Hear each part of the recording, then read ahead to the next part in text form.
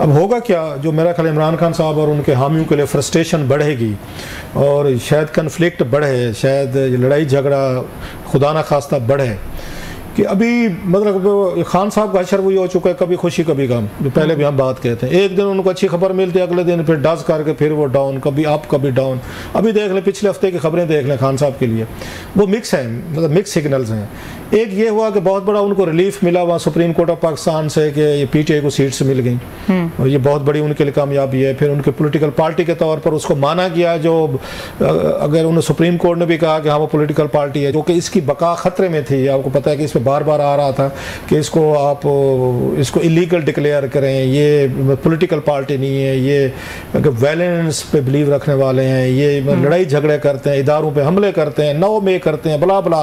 सो अच्छा खासा लंबा केस तैयार था इन पे। फिर आपको याद होगा मरियम नवाज साहबा की कैबिनेट ने, जो हम स्टोरी दे चुके हैं, 24 जून की कैबिनेट की मीटिंग में उन्होंने वहाँ पे एक एप्लीकेशन आई थी कि खान साहब ने तकरीरें उसमें करते हैं, जब कोर्ट में जाते हैं सहाफ़ियों से मिलते हैं तो 1971 की जंग के हवाले देते हैं, डिमोरलाइज करते हैं, लोगों को घुसाते हैं। वो सिटिशन, वो बगावत का केस अलहदा तैयार पड़ा हुआ है, वो अलहदा उन्होंने अप्रूवल देकर, वो किसी वक्त वो मतलब वो भी सामने आ जाएगा। अभी उसको उन्होंने बैकअप के तौर पर रखा हुआ है, मंजूरी हो गई, एप्लीकेशन तैयार है। जब भी वो देखेंगे खान साहब छुटने वाले हैं, वो खान साहब को वहां पर डाल देंगे। सो वो चीजें एक उनके लिए मतलब उसमें डिस्टर्बिंग है। लेकिन अब बड़ी खबर है उनके लिए, पार्टी बच गई कि सुप्रीम कोर्ट कह रही है जी ये पॉलिटिकल पार्टी है। फिर इलेक्शन कमीशन ने भी कहा जी हम तो कभी कहा नहीं है कि पॉलिटिकल पार्टी नहीं, हम तो वेबसाइट पे भी मौजूद है। इन्होंने इलेक्शन नहीं करवाए। अब देखें ना, छोटी छोटी बातें बाज़ वक्त कितना बड़ा आपके गले में मतलब अजाब बन जाते हैं। जैसे भुट्टो साहब का थे, भुट्टो साहब के खिलाफ FIR दर्ज हुई, वो उस वक्त वज़ीर आज़म थे जब उन पे FIR दर्ज। भुट्टो साहब ने कहा डैम किया कि मतलब कौन जुर्रत कर सकते हैं। भुट्टो साहब जैसा पावरफुल एक प्राइम मिनिस्टर थे, तो उन्होंने इसको सीरियस नहीं लिया। जो 74 में मेरा ख्याल है शायद उन पे FIR हुई थी, सीरियस नहीं लिया। हालांकि उसी वक्त अगर वो उसको देखते और उसी वक्त केस चलने देते तो मेरा ख्याल है बेहतर तरीके से डिस्पोज ऑफ हो जाती। उसमें इंक्वायरी के दरमियान नहीं कराया, एतमाद था कि कुछ मतलब बाज़ लोग जो होते हैं ना, स्पेशली लीडरशिप जो होते हैं, बड़ी लीडरशिप, बड़े बड़े लोग जो अपने आप को मतलब वो महान समझते हैं, वो एक स्टेज पे इतना ओवर कॉन्फिडेंस बिल्ड कर लेते हैं, they think we can get away with कहते हैं विद अगर मर्डर विद स्माइल।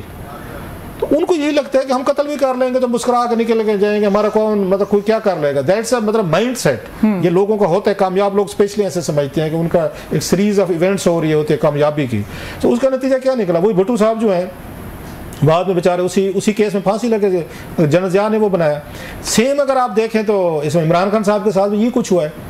अब इनकी पार्टी के लोगों को बातें अच्छी तो नहीं लगती, भी खान साहब का उनकी पार्टी को पकड़ना चाहिए था कि आपकी एक छोटी सी सियासी में हमाकत कहूँगा मतलब इनकी पार्टी की, कि आपको इलेक्शन कमीशन कह रहा है कि जरा अपने पार्टी के इलेक्शन करवाएं, और ये उस वक्त वज़ीर आज़म पाकिस्तान थे, उन्होंने भुट्टो साहब वाला रूट ले लिया। मगर मैं वज़ीर आज़म पाकिस्तान हूँ, ये किसको जुर्रत हो सकती है?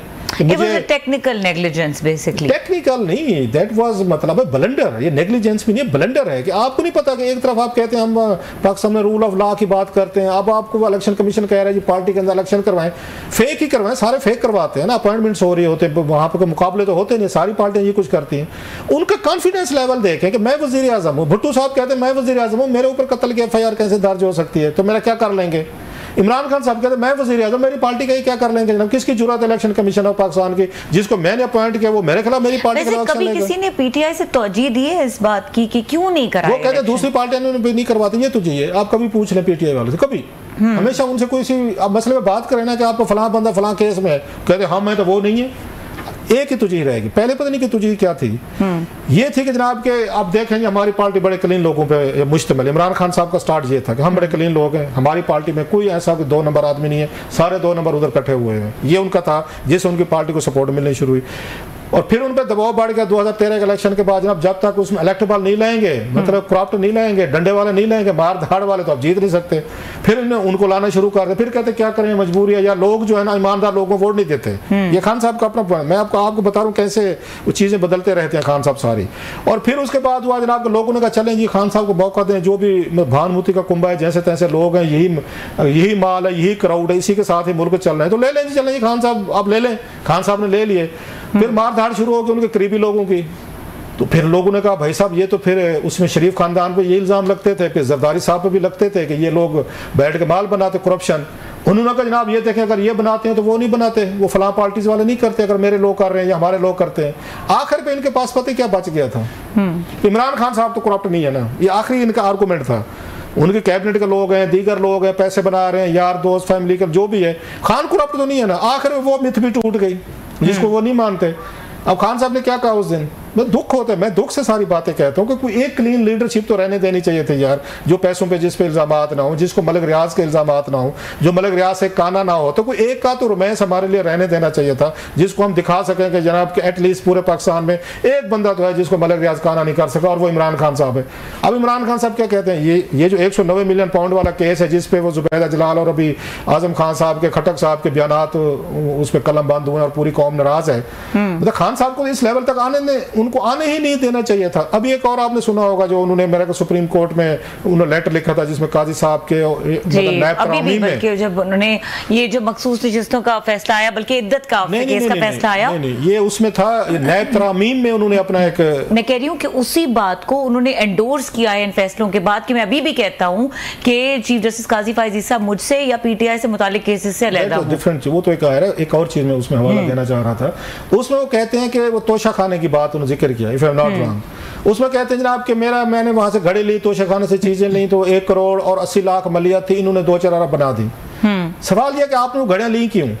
आप तो इन घड़ियों के खिलाफ ही है। तो वो तो यूसुफ गिलानी साहब लेते थे, बकौल आपके हार लेते थे, वो नवाज शरीफ साहब लेते थे, जरदारी साहब अपनी गाड़ियां लेते थे, वो सारे वो लोग लेते थे। आपने ये चीजें नहीं लेनी थी, आपने तो ये ला ही खत्म करने थे। आपने फिर 1 करोड़ 80 लाख की घड़ियां क्यों ले ली? चलो 1 करोड़ 80 लाख ही मान लेते हैं, हम 2-3 अरब को नहीं मानते। आप तो इसके अगेंस्ट आए थे। आखिर पे जो मिथ थी, मतलब जो मिथ थी जो मैंने आपको बताया ना, ओवर क्लीन लीडरशिप की, क्लीन लीडरशिप की, आखिर वन बाई करके आपने सारी डिमोलिश कर दी। अच्छा अब उनके हम क्या कहते हैं, इमरान खान ने अगर तोशा खाने से तोहफे लिए हैं तो नवाज शरीफ ने भी लिए हैं, जरदारी साहब ने भी लिए हैं, वो मतलब ABCD गिलानी साहब ने भी लिए हैं, बाकी लोगों ने तो खान ने कौन सा बुरा किया, खान ने कानून के अंदर कर लिया। भाई खान ने कानून के अंदर कर लिया तो बाकी भी कानून के अंदर आप मतलब ले रहे थे, जो कि नहीं था। मैं अब ये वो कानून है जो जिसको मैं गलत समझता हूं कि ये आपके लूट मार का कानूनी तरीका है। So having said all this, आपके पास जो जितने हाई मॉरल ग्राउंड से वो खान साहब ने एक एक करके लूज किए। अब लीडरशिप वहीं पे आके खड़ी हुई है, मतलब ताने जो मैं सुनता हूँ सारे देते हैं। सो अब जो खान साहब को प्रॉब्लम होगा, जो सवाल आपका था क्या होगा, उनका 1 पॉइंट उनकी कंसर्न है कि क्या इमरान खान जेल से बह रहेगा। ये सवाल होना चाहिए आपका कि क्या खान साहब बह रहेंगे। तो वो हमारे सामने है कि खान साहब तो नहीं आ रहे, खान साहब बाहर नहीं आएंगे तो ये पार्टी और उनके लोगों पे दबाव रहेगा कि आप उसमें हंगामे करें, आप उनसे लड़ाई झगड़ा करें, दबाव में रखें, वो अदालतों में दबाव हो, पार्लियामेंट के अंदर हो, कहीं पे कोई रास्ता नजर नहीं आ रहा, कोई खान साहब की जमानत देने को तैयार नहीं कि खान साहब बाहर आते हैं तो उनका रवैया क्या होगा, एटीट्यूड होगा, वो किस तरह का रखेंगे, उनके फॉलोअर्स किस तरह का वो उसमें बिहेवियर रखते हैं। So there are many ifs and buts. तो मुझे तो नहीं लगता कि खान साहब कोई जल्दी बाहर आ रहा हो। ये मैं नहीं कह रहा, आपके सामने सर्कमस्टांसेस है, हुकूमत के लोग खुद कह रहे हैं, हम क्या कहें, हुकूमत वाले कह रहे हैं, अपने प्लान्स वो खुद रिवील करें। अच्छा क्लास साहब, क्विकली पीपल्स पार्टी आपको किस से फेयर में नजर आ रही है इस पूरी सिचुएशन में? पीपल्स पार्टी जो है, अभी वो खकवानी साहब से बात हो रही थी, वो समझते हैं कि जनाब कि वो कभी नाराज हो जाएंगे, कभी ये ऑप्शन क्या है पीपल्स पार्टी के पास, वो इसी ही तनख्वाह पे काम करेंगे। मतलब क्या करेंगे, कल को अगर वो शहबाज शरीफ साहब से नाराज हो जाए, जरदारी साहब, बिलावल साहब, भाई हम आपके साथ काम नहीं करते, फिर किसके साथ करेंगे? ना फिर वो पीटीआई के साथ करेंगे, वो इमरान खान साहब के साथ जाएंगे। एक तो इमरान खान साहब खुद उनके साथ नहीं आना चाहते। क्या एस्टेब्लिशमेंट जो इतनी होस्टाइल है इनके इमरान खान साहब के खिलाफ, या उनकी जितनी दुश्मनी चल रही है, तो क्या एस्टेब्लिशमेंट अलाउ करेगी जरदारी साहब को, कहा ठीक है आप आए और इमरान खान साहब के साथ मिलकर हुकूमत बना लें? बस जरदारी साहब इसी तरह के एक मतलब एक अपना दबाव इस्तेमाल जरूर करते रहेंगे, बारगेनिंग चिप के तौर पर इस प्रेशर को यूज करेंगे। बाकी वो इस पोजीशन में नहीं है कि वो वजीर आजम ले आए, पीपल्स पार्टी ले आए, या वो इमरान खान साहब के साथ इत्तेहाद कर सकें। इतना इनमें वो नहीं है, वो तड़ कहते हैं, या इतना इनके जोर नहीं है। बातें शातें होंगे, हवाई फायरिंग जरूर करेंगे जनाब के इस बयान, लेकिन उनको सूट नहीं करता।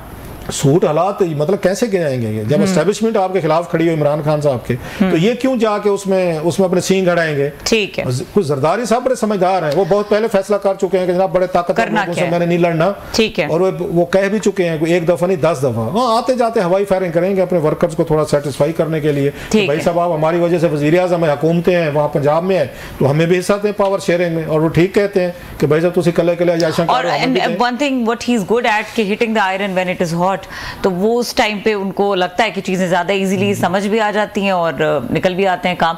बहुत शुक्रिया क्लास साहब आपके तज्जिए का। यहाँ पे प्रोग्राम का वक्त खत्म हो गया, देखने के लिए शुक्रिया, इजाजत दीजिए, अल्लाह हाफिज।